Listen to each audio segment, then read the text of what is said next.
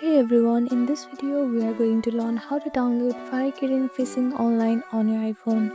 For that, first you have to open App Store.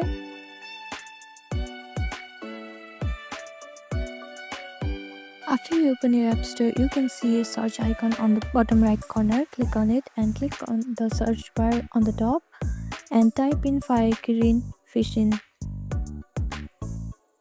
After that, scroll down a little bit until you see this logo. Click on it. This is the official Kirin Fishing Online game. So make sure that you are downloading the official game.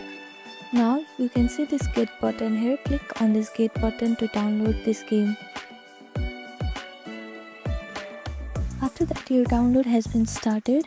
It may take some time depending on your internet connection.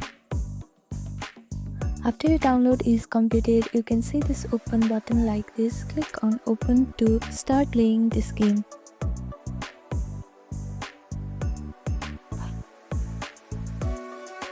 So these are the simple steps to download Kirin Fishing Online game on your iPhone.